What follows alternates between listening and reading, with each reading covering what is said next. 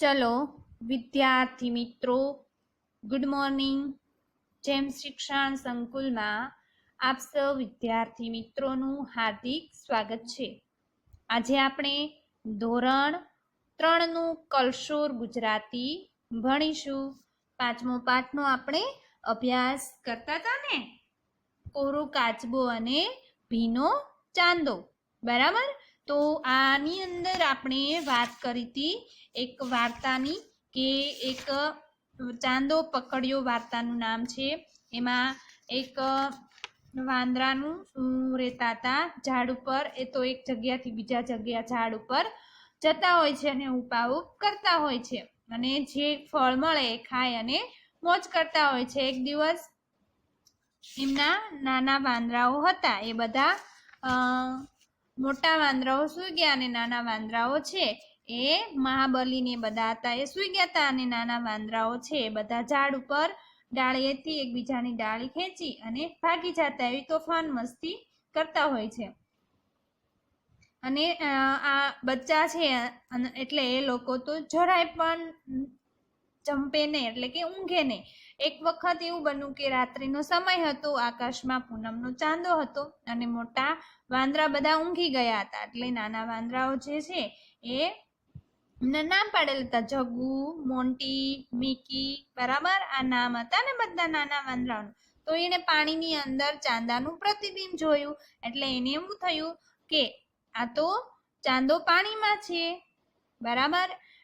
એટલે ચાંદો પાણીમાં છે એવું કરીએ, એ લોકો એક આયોજન બનાવ્યું કે આપણે ચાંદાને બહાર કાઢીએ.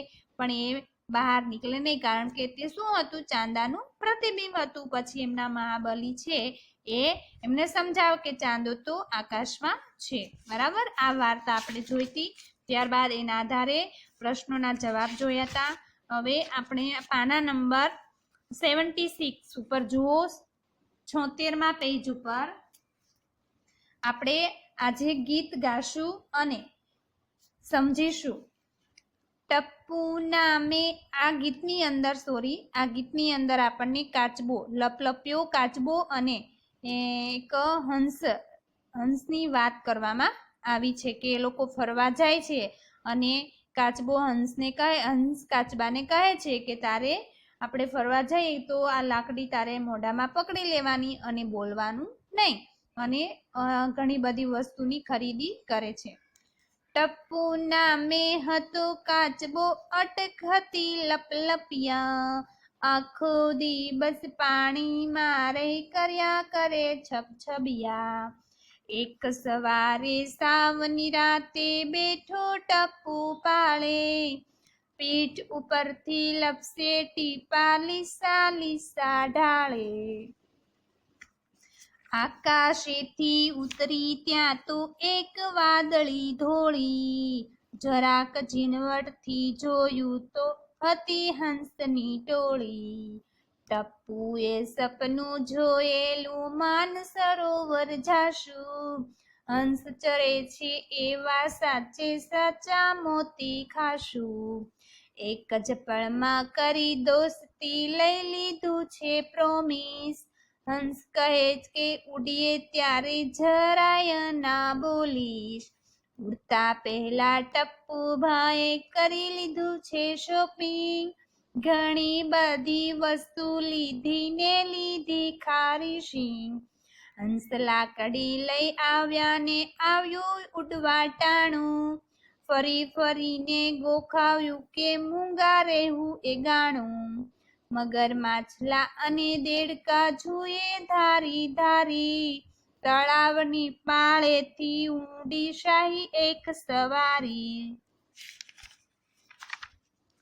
ઉડતા ટપ્પુને જોવા સૌએ દરવાજા ખોલ્યા, ફૂલાઈ જઈને ટપ્પુભાઈ તો બાય બાય ટાટા બોલ્યા. છૂટી લાકડી મોંમાંથી ને ટપ્પુ ઊંધા માથે, ઊંચે જઈને કોઈ કદી ક્યાં સમજણ રાખે સાથે. પડ્યો ધ્રાસકો હંસોને કે હમણાં ટપ્પુ મરશે, આ કઈ ઓછું પાણી છે કે છપ છપ કરતા તરશે. ત્યાં ટપ્પુએ સ્વિચ દબાવી ખોલ્યું પેરાશૂટ, પાક વીંજવાની એ આમાં નહોતી માથાકૂટ, બજારમાં જઈ સાવ અમે કઈ નહોતી લીધી શીંગ, ટપુભાઈ કહે હું હવામાં કરી શકું સ્વિમિંગ, હતી વાર્તા જૂની એમાં ઘણા કાચબા મરતા, ટપુભાઈ તો આકાશેથી પીચા જેમ ઉતરતા, નીચે ઉતરી ટપુભાઈ તો ગંગાજીમાં નાયા, ખાધું પીધું રાજ કીધું ને મીઠા ગીતો ગાયા. જો કેવું સરસ મજાનું ગીત છે કે હંસ અને કાચબાનું નામ છે ટપ્પુ અને હંસ છે એ કાચબાને સમજાવે છે. આપણે એક એક લીટી ગાતા જઈએ અને સમજતા જઈએ. ટપ્પુ નામે હતો કાચબો, અટક હતી લપલપિયા, આખો દિવસ પાણીમાં રહી કર્યા કરે છપછપિયા. જો કાચબો હંમેશા ક્યાં હોય છે? પાણીમાં, બરાબર. તો પાણીમાં એનું નામ કેવું હતું? નામ હતું કાચબાનું નામ ટપ્પુ હતું અને એની અટક લપલપિયા, એટલે કે બહુ બોલ બોલ બોલ બોલ કર્યા કરે એટલે એનું નામ લપલપિયા એની અટક રાખી. આખો દિવસ પાણીમાં છપછપિયા કરે. એક સવારે સાવની રાતે બેઠો ટપ્પુ પાળે, પીઠ ઉપરથી લપસે ટીપા લીસા લીસા ઢાળે. ટપ્પુ છે પાળે એટલે કે પાણીની જે કિનાર હોય, નદીનો કિનાર હોય ત્યાં એ સવારમાં નિરાતે બેઠો છે અને એની પીઠ એટલે કે એનો પીઠ ઉપરથી ટીપા છે એ ધીમે ધીમે લસરે છે ઢાળ ઉપરથી. કારણ કે કાચબો કેવો હોય? એનું ઢાળ જેવું હોય ને, તો એના ઢાળે છે ટીપા લપસે છે પીઠ ઉપરથી. આકાશેથી ઉતરી ત્યાં તો એક વાદળી ધોળી, કે આકાશમાંથી ધોળી એક વાદળી ઉતરે છે એટલે કે હંસનું ટોળું. કોણ હોય છે? હંસનું ટોળું, કે જરાક ઝીણવટથી એટલે કે જરાક ઝીણી નજરથી જોયું તો હંસની ટોળી હતી, એટલે કે હંસ ઘણા બધા હંસ હતા. ટપ્પુએ સપનું જોયેલું માન સરોવર જાશું. ટપ્પુએ કોણ છે? કાચબો. તો કાચબાએ એવું સપનું જોયેલું કે માન સરોવર જશું. જો હંસ ક્યાં હોય છે? માન સરોવરમાં, એટલે કે એને સપનું જોયું કે આપણે માન સરોવર જાશું. હંસ ચરે છે એવા સાચે સાચા મોતી ખાશું, કે હંસ કેવા સાચા મોતી ખાતા હોય છે ને, તો કે આપણે એવા સાચા મોતી ખાશું. એક જ પળમાં કરી દોસ્તી લઈ લીધું છે પ્રોમિસ. જો શું કરે છે? એને એક પળની અંદર એટલે થોડીક વારમાં જે હંસની ટોળી આકાશમાંથી ઉતરે છે અને ત્યાં એને પ્રોમિસ લઈ લીધું, એટલે એને પ્રોમિસ કહીએ છીએ ને આપણે, પ્રોમિસ લીધું. એને પ્રોમિસ કરે છે કે હંસ કહે કે ઉડીએ ત્યારે જરાય ના બોલીશ. દોસ્તીએ કરી લીધી અને હંસ જે કહે છે એની માટે પ્રોમિસ લઈ લે કે આપણે ઉડીએ ત્યારે તારે બોલવાનું નહીં. ઉડતા પહેલા ટપ્પુભાઈએ કરી લીધું શોપિંગ. જો એને ઉડતા પહેલા ટપ્પુભાઈએ શેનું શોપિંગ? તો કે પેરાશૂટ. એને પેરાશૂટનું શોપિંગ કર્યું હતું. અને બીજું શેની શોપિંગ કરી હતી? તો કે નાસ્તો, બરાબર, ઘણી બધી વસ્તુ લીધી. નાસ્તાની અંદર શું લીધું? ખારીશીંગ લીધી હતી. ઘણી બધી વસ્તુ લીધી ખારીશીંગ. ઘણી બધી વસ્તુમાં એને લીધું હતું પેરાશૂટ અને ખારીશીંગ.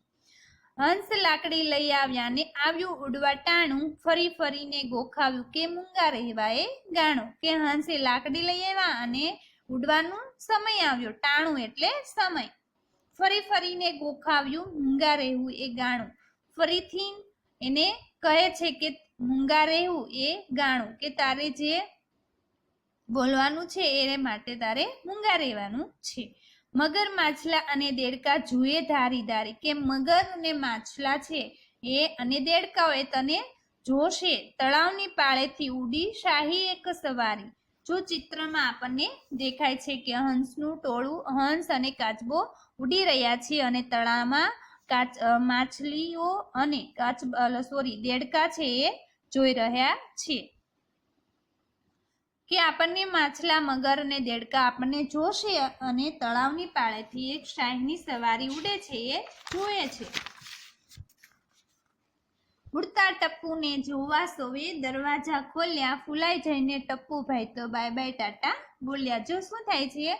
એણે પ્રોમિસ કરી હતી એ શું થાય છે? પ્રોમિસ એની પેલું થઈ જાય કે ઉડતા ટપ્પુને જોવા માટે બધા દરવાજા ખોલીને જુએ છે અને ટપ્પુભાઈ એ બધાને એમ કે મને જોઈ કે ઉઠતા જોઈ અને ફૂલાઈ જાય છે અને બાય બાય ટાટા કહે છે.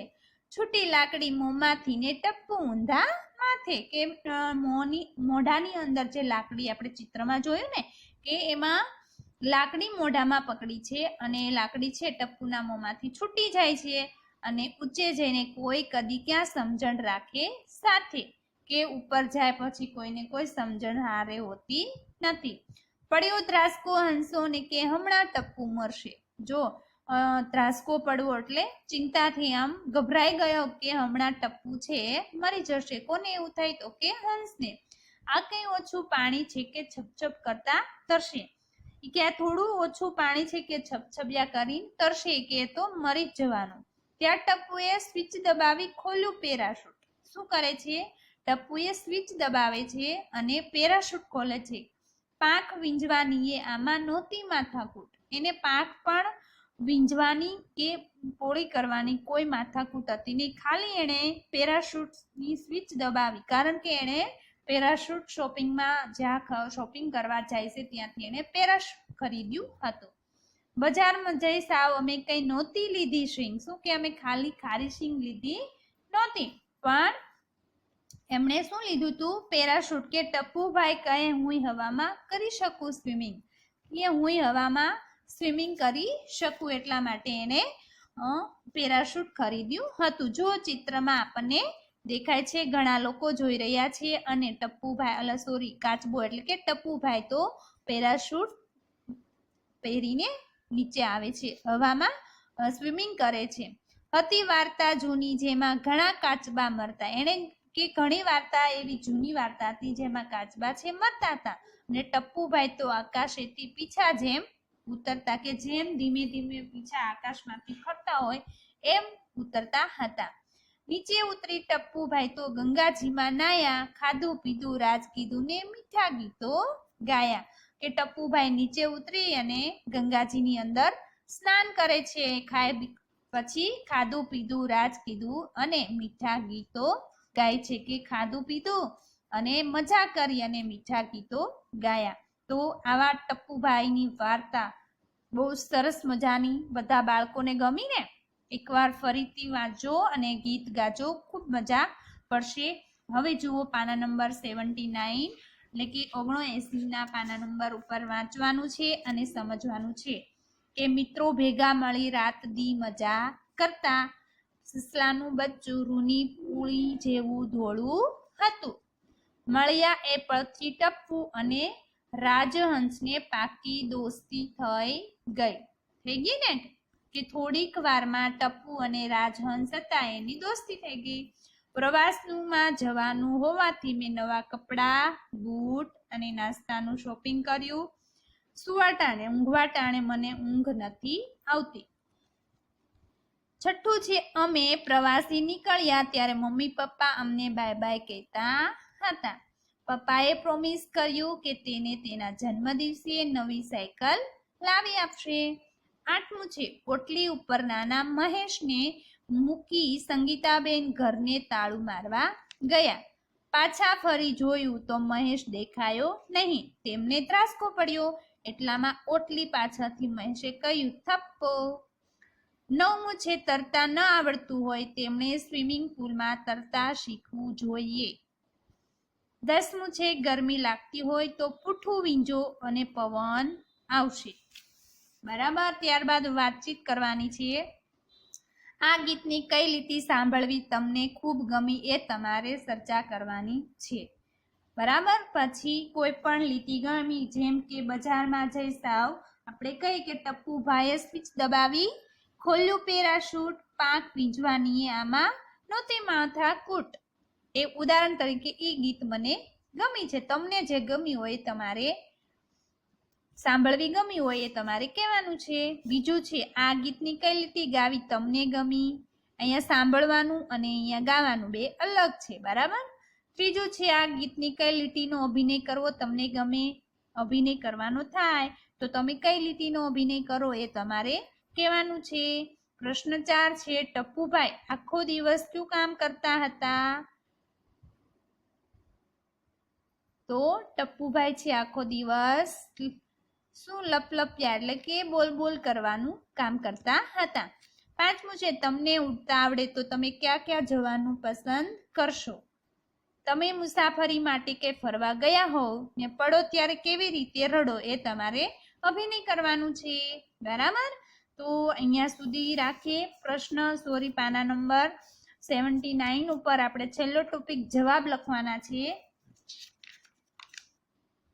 બરાબર. હવે ત્યારબાદ જુઓ પ્રશ્નોના જવાબ છે આજે લખીશું.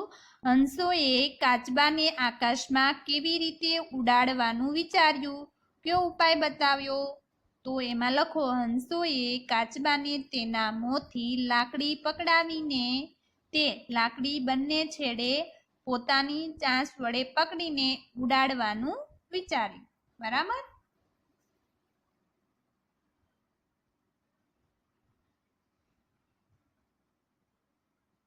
તો પ્રશ્નોના જવાબ લખશે બધા વિદ્યાર્થી મિત્રો. પરીક્ષામાં પૂછાશે. બરાબર. આ પાઠના આમાંથી પ્રશ્નોના જવાબ બધા વિદ્યાર્થી મિત્રો લખશે અને પરીક્ષાની તૈયારી કરશે. બરાબર. આપણે અહીંયા સુધી રાખીએ. આગળના પ્રશ્ન છે હજી પણ આપણે નેક્સ્ટ વિડીયોમાં પ્રશ્ન નંબર 3 થી જોશું. તો અસ્તુ.